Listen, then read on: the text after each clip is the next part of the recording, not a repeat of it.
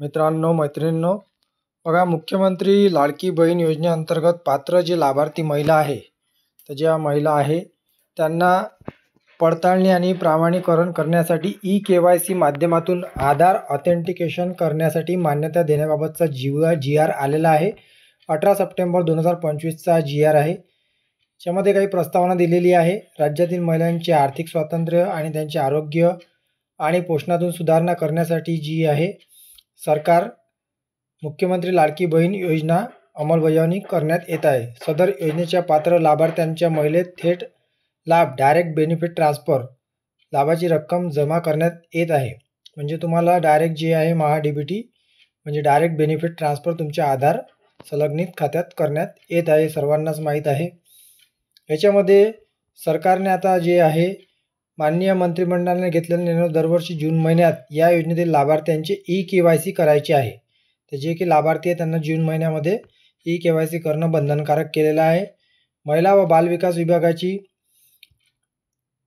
म्हणून याच्यामध्ये UIDAनं नियुक्त केलेला आहे सब AUA KUA.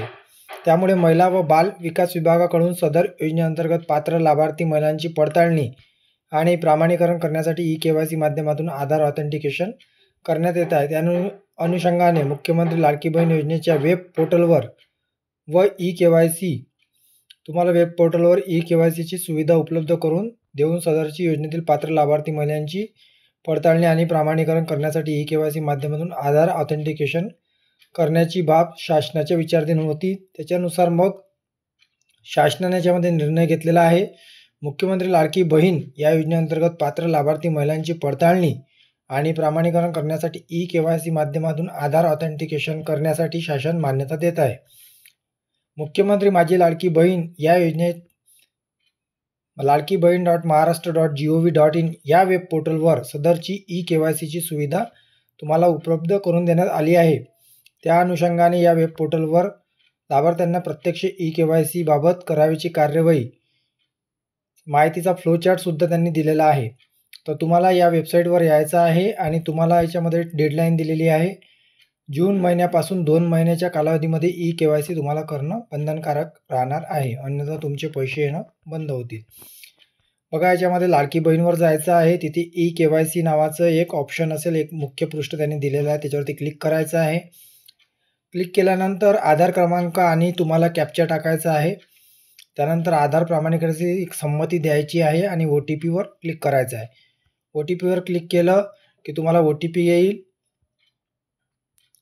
ई-KYC आधीच जर पूर्ण झाला असेल तर तसा संदेश तुम्हाला येईल. नाही झाला असेल तर मग तुम्हाला जे आहे OTP स्क्रीनमध्ये टाकून तुम्हाला सबमिट बटनवर क्लिक करावं लागेल. त्यानंतर मग तुम्हाला पती किंवा वडील यांचा आधार क्रमांक नमूद करून सांकेतिक कोड तुम्हाला टाकायचा आहे, म्हणजेच OTP बटन क्लिक करायचं आहे. नंतर पती किंवा वडील यांच्या आधारवर OTP येईल, तो OTP तुम्हाला टाकून सबमिट करायचा आहे.